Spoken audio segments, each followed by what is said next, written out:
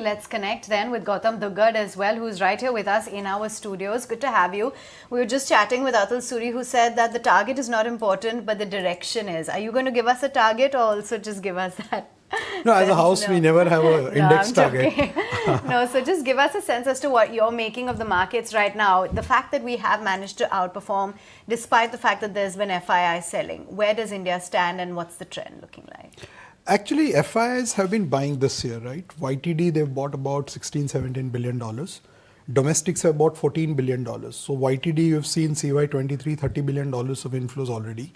As far as setup is concerned, see, India is the only market right now where I think both macro and micro are firing in good combination, right? With about a 6.5% GDP growth, inflation having peaked out, rate hikes behind, currency by and large stable, and external balance also in fine fettle. And you add to that the 30% sort of growth that we saw in FY22, or rather 38. On top of that, you've seen 10% earnings growth in FY23. And this year we are building in about 20% growth, out of which first quarter itself was 32%. And we have seen an earnings upgrade. So remember one thing, I think last 3 years, markets have compounded 27%. I mean, Nifty earnings have compounded 23%. So in a slightly longer period of time, if you've seen, markets have broadly respected corporate earnings. FY10 to 20, when our earnings were lackluster, 6.5% compounding, markets gave you only 8.5% return. Last 3 years, 23% earnings compounding, markets compounded 27%. And this year we are talking about 20% kind of a returns. Yes, mid cap and small caps have rallied 28 to 30%. On a YTD basis for CY23.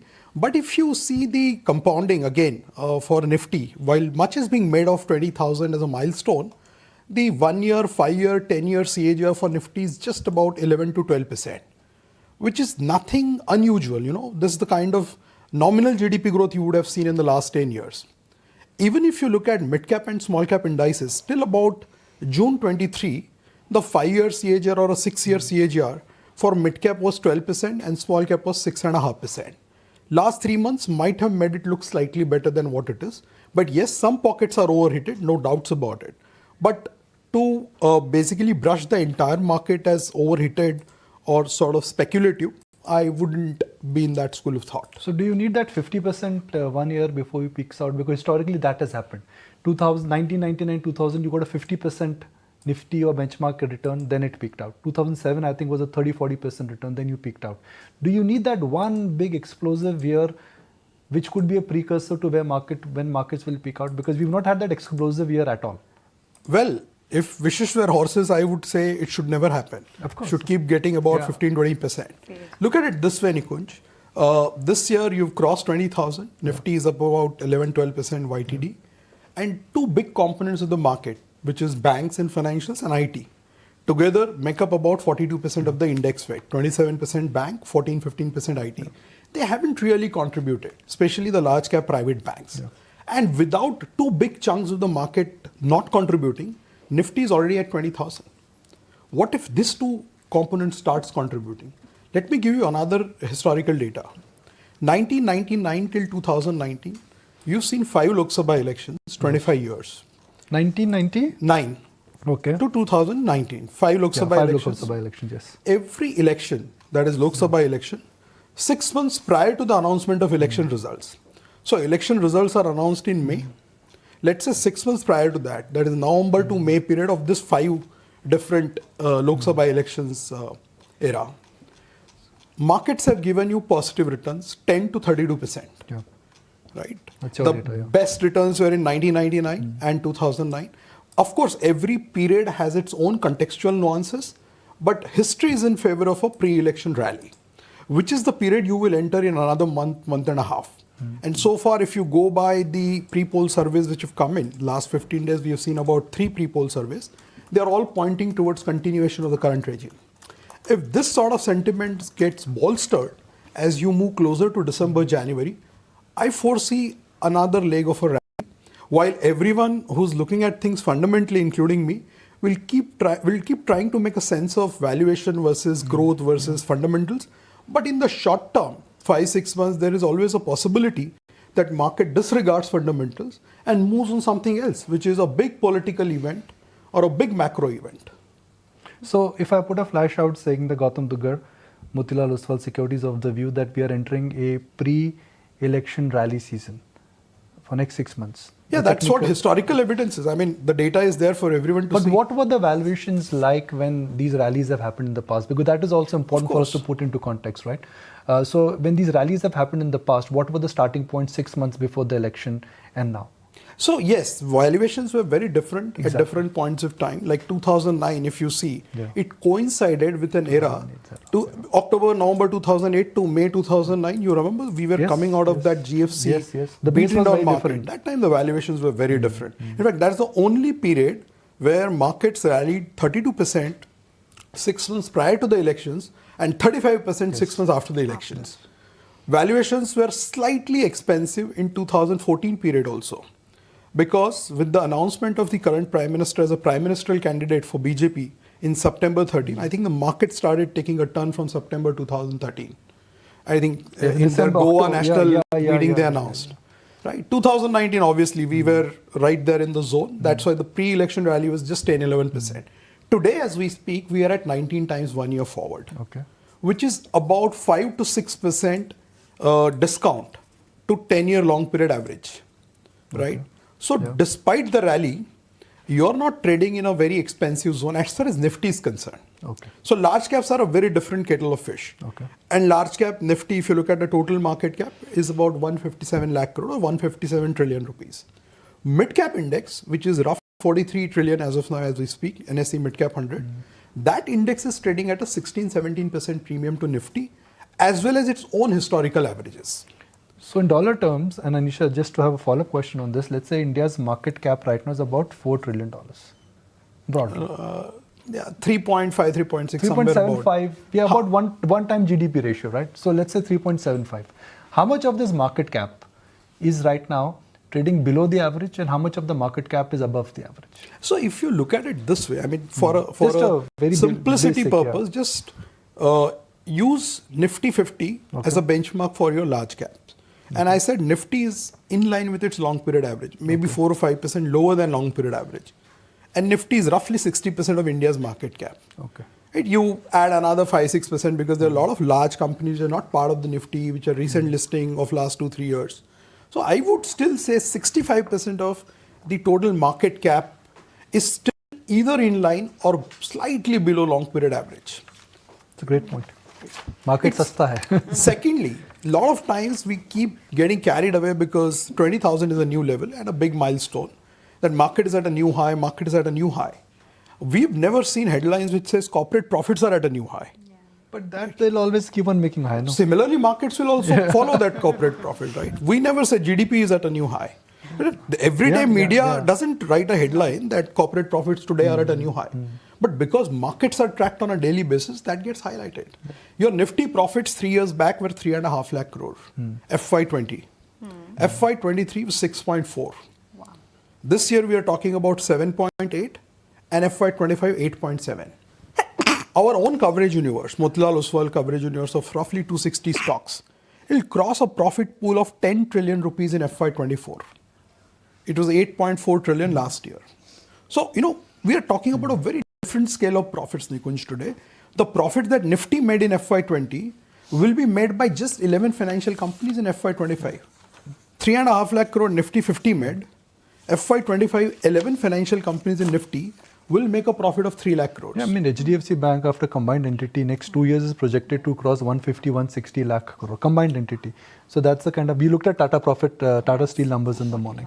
So there is a lot happening. Yeah, why don't you take over? No, I just had a follow-up. Now, since you're saying that, the returns on Nifty follow the corporate profits and you're talking about how next couple of years is going to be very solid with respect to profitability, are you saying the next couple of years we are likely to see high teen kind of returns and not just the average return of around 13-14% at index?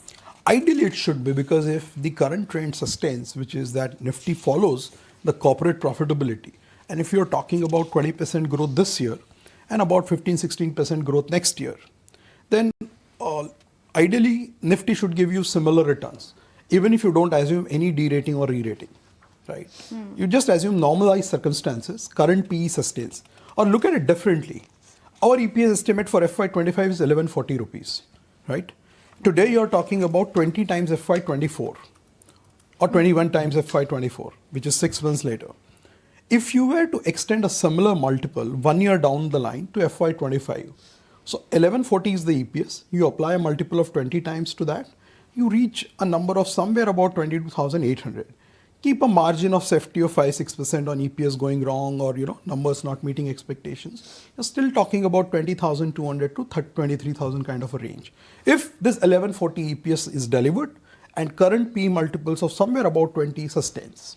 So you don't give a house view in terms of levels, but we have derived some levels from So you. That very logical mathematical That's just the derivation. inference of what data is telling you. But let's get a bit sector specific and stock specific now. So which sectors do you think will lead this rally? And I ask you that because there is a very disparate view, either be with the momentum and buy the sectors which have done well, or be in the under-owned sector or the sectors which haven't done well.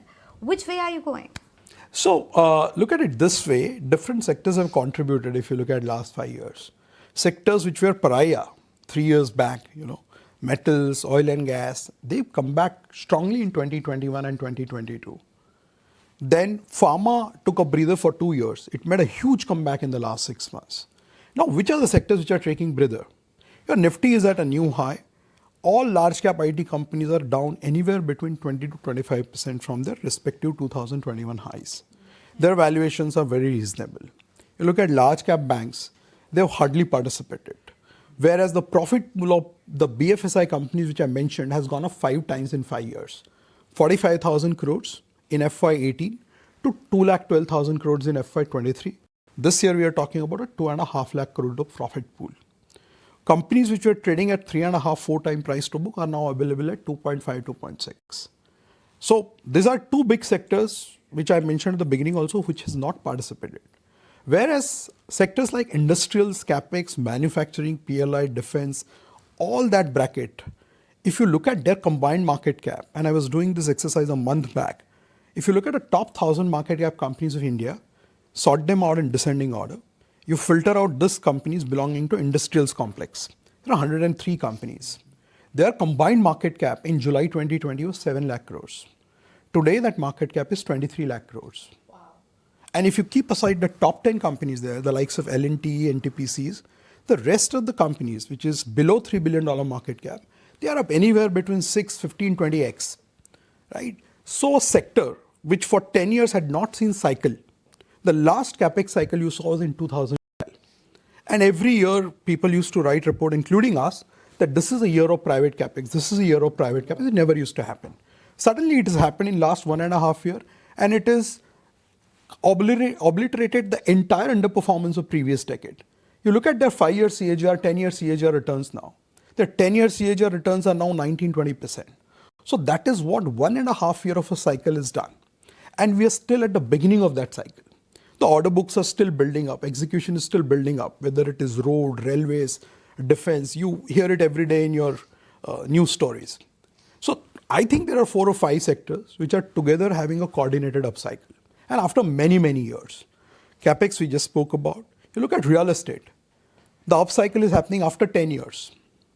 You look at hotels. The 2008 EBITDA of Indian hotels and 2018 EBITDA was same. Average EBITDA margin of 15%. They did 35% EBITDA margin in 2023. Right? Very high. Auto, I mentioned to you about banks' profitability going up 5x in 5 years. In that same 5-year period, auto profits were flat. 30,000 crores, 30,000 crores. We are expecting it to double in next 2 years. So auto is the 4th sector where upcycle is happening out of 5 years. And last but not the least is hospitals, where I don't remember when was the last time there was an upcycle because we didn't have too many hospital companies listed. So there are 4 or 5 sectors where you're seeing an upcycle after a very long time, and all of them are domestic cyclicals with good tailwinds behind them. Right? They are not big contributors to the index, real estate, hotel, auto, all of them put together may not be even 10% of the index today. But they have a long growth runway ahead of them. Okay. Fundamentally, forget what will happen today, tomorrow. How would you analyze railways and defense as cycles? One is this entire big picture. Second is the companies and how they will gain, and third is valuation. So fundamentally, I'm sure everybody is trying to understand from you that what is the right way to understand the railway business and defense as a sector. So Nikunj, you have to look at business and stock prices separately in this sector because the stock prices have behaved very differently in the last 2 years. There can be a period of time where businesses scale up, execute, deliver returns, profitability, return ratios, everything. But stock prices may languish now. They will just flatten out, possibly for a period of a year or two. And I don't know when it will begin. Both for railways and defense. It is. Yeah. You don't expect a fall. You don't expect a crack. So that is a function of two things. One, how's this big macro election event plays out? Because all of these sectors, one of the biggest tailwinds behind them is the government policy momentum. Yeah. Right. If that sustains, then I don't expect a big crack. Stocks which have gone up 4x, 5x, a lot of these rail PSUs have gone up 4, 5x. So for them to correct 20, 30%, I won't call it as a crack. It can happen in a blink of an eye. You saw last week, one fine day, they fell 10, 15%. But the big crack is a function of two things. One is if the policy momentum disrupts in any way, irrespective of what is happening to their business, if there is a policy change, then the PE multiples can crash. Okay. Because they're end of the day government entities. Their working capital balance sheets are very different because their biggest customer is government. Second, if for whatever reason the execution suffers, a lot of things have to fall in place for execution to materialize. So even if the policy momentum is supportive, but execution is not supportive and execution falls apart, then there is a possibility of a crack. Otherwise, if you see some disappointment here or there on quarterly numbers, you expected 100, they delivered 80 or 85, then, it is par for the course. Sometimes they will correct. Those who have felt left behind, they will jump in. But looks like the kind of numbers that we are talking about, and we had the advantage of Sudhanshu Mani, who is considered as the father of Vande Bharat Express, present at our conference last month. He was a key main track CEO track speaker. And he gave a lot of data points, how government is thinking, what kind of numbers they're talking about, kind of order books can be built, which all kind of different companies in different segments can benefit. So I think the path is very clear, just that you have to negotiate this big event, which is happening 6 months down the line. So I'll summarize our interaction today and just interrupt me if you think I'm not able to summarize it well. You're of the view that markets may be at an all-time high, valuations or not. The tailwind in the sector, in the big sectors, is good enough to ensure that a CAGR double-digit return next couple of years cannot be ruled out. There are big themes like capex, real estate, hotels, autos, hospitals, which are the new driving things. And if one is looking at one large profit pool, the delta will come in automobiles and it will come in private banks. Yes. Have I missed on anything? Just one thing I wanted to re-emphasize. Within financials, the kind of change or delta that you are seeing in PSU banks' profitability is unforeseen. Okay. Right. Together, they made a 30,000 crore loss in FY18. In FY23, they made a profit of 1,10,000 crores. Yes. All the PSU banks that you're talking about, we are right now looking at 16 to 18% ROE. I don't remember when was the last time they delivered this kind of an I met ROE. SBI chairman. You know what return on equity number he told me? I was surprised when he told me that they're north of 20%. SBI is equivalent, it's not equivalent to HDFC Bank, but HDFC Bank is 23-24%. 17%. SBI is north of 20. Possible, quite possible, because... And he says I can build on it. Yeah. I'll send you the link of that interview in case you missed it. But he was bullish, he was confident, and he was charged up. It's the single largest active overweight in our model portfolio. Our single largest overweight sector is PSU Bank for last 2 years now. Have a look at the interview. Overweight could be double overweight after that. Really appreciate your time. Thank you for dropping to the studio. First time actually I'm interacting in the studio. So we must make this as an habit. Sure.